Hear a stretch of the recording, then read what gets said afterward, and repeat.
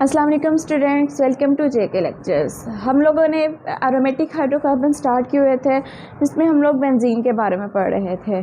तो आज हम लोगों ने पढ़ना है स्टेबिलिटी ऑफ बेंजीन के बारे में। हमने मॉडर्न स्ट्रक्चर ऑफ बेंजीन भी पढ़ लिया था। नेक्स्ट टॉपिक है हमारे पास है स्टेबिलिटी ऑफ बेंजीन। हमें पता है कि बेंजीन बहुत ज़्यादा स्टेबल मालिक्यूल है। क्यों है ये ज़्यादा स्टेबल बहुत ज़्यादा स्टेबल मालिक्यूल है बेंजीन जो है, स्टेबल मालिक्यूल है। क्योंकि रेजोनेंस इसके अंदर पाई जाती है। रेजोनेटिंग स्ट्रक्चर की वजह से बेंजीन बहुत ज़्यादा स्टेबल है। हमने लास्ट वीडियो में बेंजीन के रेजोनेंस के बारे में पढ़ा था। अब हम इसकी स्टेबिलिटी के बारे में पढ़ रहे हैं। तो बेंजीन इतनी ज़्यादा क्यों स्टेबल है? क्योंकि बेंजीन के रेजोनेटिंग स्ट्रक्चर्स होते हैं, और जो रेजोनेटिंग स्ट्रक्चर्स होते हैं वो ज़्यादा स्टेबल होते हैं as compare to non resonating structure की निस्बत। इसलिए हम कह सकते हैं कि बेंजीन बहुत ज़्यादा स्टेबल है। हालांकि बेंजीन के अंदर क्या होता है कि सिंगल डबल बॉन्ड पाए जाते हैं अल्टरनेट पोजीशन पे। यही होता है ना, single bond double bond alternate position पे पाए जाते हैं। हाँ, अल्कीन्स के अंदर भी डबल बॉन्ड पाए जाते हैं, लेकिन यहाँ पे अल्टरनेट पोजीशन होने की वजह से इसके अंदर ज़्यादा स्टेबिलिटी आ जाती है। इसके दो रेजोनेटिंग स्ट्रक्चर बनते हैं ना बेंजीन के, एक ये होता है और एक ये होता है। अब अगर किसी इलेक्ट्रोफाइल ने आके इसके ऊपर अटैक करना होगा, फॉर एग्जाम्पल इलेक्ट्रोफाइल यहाँ पे आके इसके ऊपर अटैक करता है, ठीक है। इलेक्ट्रोफाइल आया, उसने यहाँ पे अटैक करना है, तो ये वाला बॉन्ड मतलब एज़ कम्पेयर टू अगर उसने यहाँ पे अटैक करना है, तो ये बॉन्ड यहाँ पे प्रेजेंट होने की बजाय मे बी वो बॉन्ड यहाँ पे प्रेजेंट हो, तो वो उसके ऊपर अटैक नहीं कर सकता, ठीक है। इस वजह से, क्योंकि इसके अंदर क्या होता है, रेजोनेटिंग स्ट्रक्चर होने की वजह से इसमें डीलोकलाइजेशन हो रही होती है, बॉन्ड डीलोकलाइज हो रहे होते हैं। इस वजह से ये बहुत ज़्यादा स्टेबल होता है। इसके ऊपर मतलब अटैक करवाने के लिए हमें एक हाई स्ट्रॉन्ग इलेक्ट्रोफाइल की ज़रूरत पड़ती है। इसलिए हम कहते हैं कि बेंजीन बहुत ज़्यादा स्टेबल है। अब बेंजीन की स्टेबिलिटी के बारे में एक हम एक्सपेरिमेंट किया गया, तो देखा गया, उन्होंने इसको कंपेयर करवाया कि इसकी हीट्स ऑफ हाइड्रोजनेशन निकालने के लिए।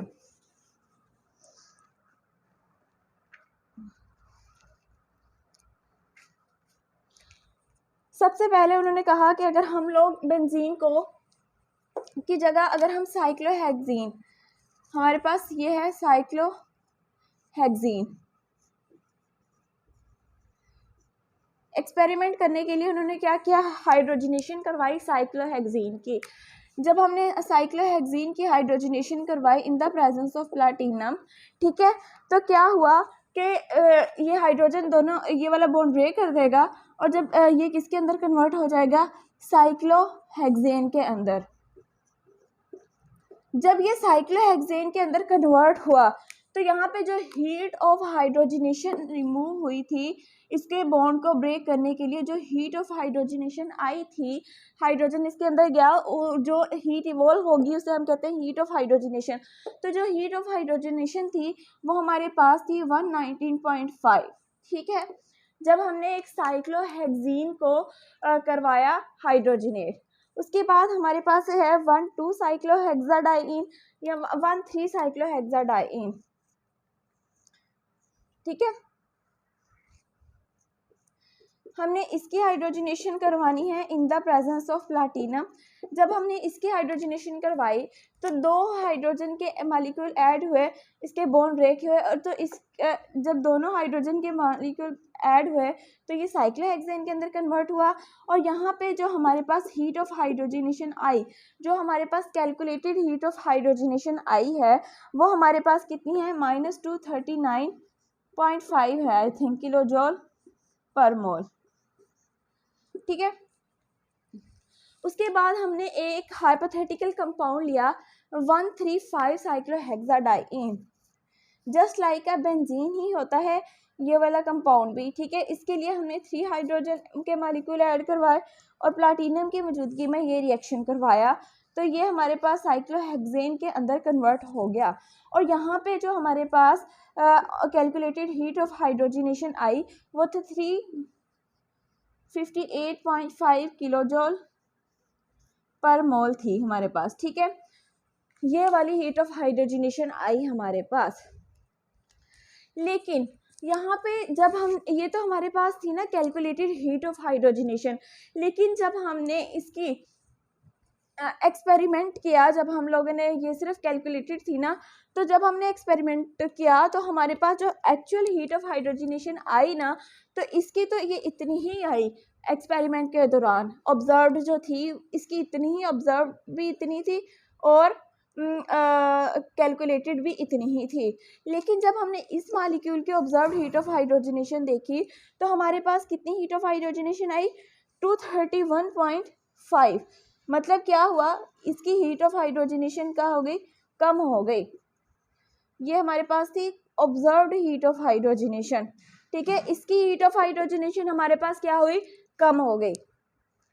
अब जब इस molecule cyclohexadiene just like a benzene, अगर हम ये बेंजीन की तरह होता है, उसने कहा कि जब हम इस मॉलिक्यूल को हाइड्रोजनेट करवाते हैं तो हमारे पास क्या होता है,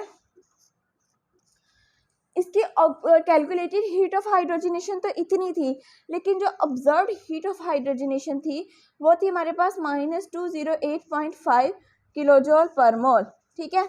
इसकी ऑब्जर्व्ड हीट ऑफ हाइड्रोजनेशन इतनी आई, इसकी ऑब्जर्व्ड बेंजीन रिंग या फिर 1,3 साइक्लोहेक्साडाइईन।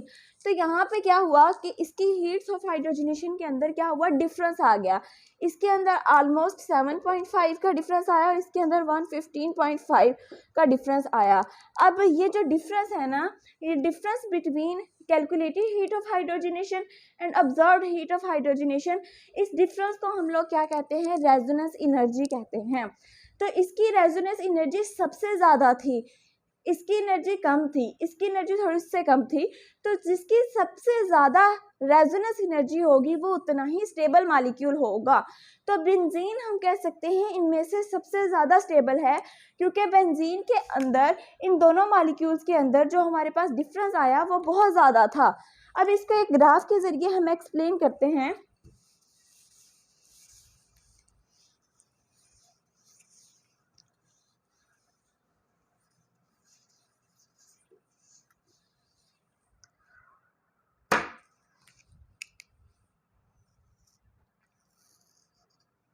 यहाँ पे हम लोग पोटेंशियल एनर्जी लेंगे या फिर एनर्जी, ठीक है। किसी चीज़ की जितनी एनर्जी कम होती है ना, एनर्जी जितनी कम होती है वो उतना ही स्टेबल मॉलिक्यूल होता है, स्टेबिलिटी उसकी उतनी ही ज़्यादा होती है। अब यहाँ देखना है, हमने सबसे पहले हमने क्या लिया था, साइक्लोहेक्सीन ली थी, ठीक है। उसके बाद हमारे पास था हेक्साडाइईन थी, और यहाँ पे हम बेंजीन ले लेते हैं। अब यहाँ पे हीट्स ऑफ हाइड्रोजनेशन अगर हम लिखें तो इसकी जो हमारे पास रेजोनेंस एनर्जी थी, रेजोनेंस एनर्जी तो इसकी 0 थी, लेकिन हीट्स ऑफ हाइड्रोजनेशन इसकी थी 119.5, ठीक है। इसकी जो हीट ऑफ हाइड्रोजनेशन थी वो हमारे पास थी 231.5 एक्चुअल जो आई थी ऑब्जर्व्ड, ठीक है। जब हमने इसके अंदर हाइड्रोजन को ऐड किया था, जब हमने इसके अंदर हाइड्रोजन को ऐड किया तो हमारे पास कितनी आई थी, 358.5, ठीक है। अब यहाँ पे हमारे पास जब एज कम्पेयर टू ये और ये मॉलिक्यूल्स क्या है, सेम है, तो यहाँ पे जब हमने बेंजीन को कंपेयर किया तो जो बेंजीन की हीट्स ऑफ हाइड्रोजनेशन आई वो -208.5 थी, और इसका जो डिफरेंस आया था हमारे पास, इसका जो डिफरेंस आया था ये इसकी और इसकी हीट ऑफ हाइड्रोजनेशन का, वो हमारे पास था 150.5, और इसका जो डिफरेंस था वो हमारे पास था 7.5 का, इसका जो डिफरेंस था। तो हमारे पास इसका डिफरेंस सबसे ज़्यादा था, इसकी रेजोनेंस एनर्जी ये कहलाती है, ठीक है। इसकी रेजोनेंस एनर्जी सबसे ज़्यादा थी। रेजोनेंस एनर्जी जितनी ज़्यादा होगी उतनी ही कोई चीज़ ज़्यादा, ये इसकी रेजोनेंस एनर्जी थी, डिफरेंस जितना ज़्यादा था वो ज़्यादा स्टेबल था। अब जब हम इसकी बात करते हैं तो बेंजीन हम कहते हैं कि सबसे इसका जितना डिफरेंस ज़्यादा होगा, ठीक है, जितना इसका ये डिफरेंस ज़्यादा होगा वो उतनी ही स्टेबल थी। तो सबसे ज़्यादा स्टेबल मॉलिक्यूल हमारे पास कौन सा बन रहा है, बेंजीन बन रही है। क्योंकि अगर हम लोग इस तरीके से देखते हैं, इसकी हीट्स ऑफ हाइड्रोजनेशन को अगर हम लोग कंपेयर करते हैं तो हम लोग देखते हैं कि हमारे पास क्या होता है कि जो हमारे पास बेंजीन थी उसकी थी 208.5, उसके बाद हमारे पास इसकी कितनी थी 231.5 और इसकी थी -19.5, ठीक है। अगर हम देखा जाए तो यहाँ पे इसके एक बॉन्ड को मॉलिक्यूल को इसका एक बॉन्ड ब्रेक करने के लिए हमें इतनी एनर्जी चाहिए थी, और यहाँ पे अगर हम देखें तो इसके दो बॉन्ड ब्रेक करने के लिए इतनी एनर्जी चाहिए थी। मतलब अगर एक बॉन्ड ब्रेक करने के लिए हमें कितनी एनर्जी चाहिए थी 116.5, ठीक है, हमें इतनी एनर्जी चाहिए थी एक बॉन्ड ब्रेक करने के लिए। और ये एनर्जी हमें कितनी बॉन्ड्स को ब्रेक करने के लिए चाहिए थी, 3 बॉन्ड को ब्रेक करने के लिए चाहिए थी। तो ये ऑलमोस्ट हो जाती है 69 तक। तो सबसे कम एनर्जी हमें किस में चाहिए थी, बेंजीन के मॉलिक्यूल में चाहिए थी। तो सबसे कम एनर्जी, जिसकी कम एनर्जी होगी वो ज़्यादा स्टेबल होगा। तो सबसे कम एनर्जी इसकी थी, क्योंकि इसके एक बॉन्ड को ब्रेक करने के लिए हमें -69 चाहिए थी, और सबसे ज़्यादा energy as compare to heat of hydrogenation देखें तो इसकी थी। तो जिसकी सबसे कम एनर्जी होगी वो ज़्यादा स्टेबल होता है। तो बेंजीन की एनर्जी सबसे कम थी इसलिए ज़्यादा स्टेबल है, और उसका एनर्जी का डिफरेंस ज़्यादा था इसलिए भी वो ज़्यादा स्टेबल है रेजोनेंस एनर्जी का।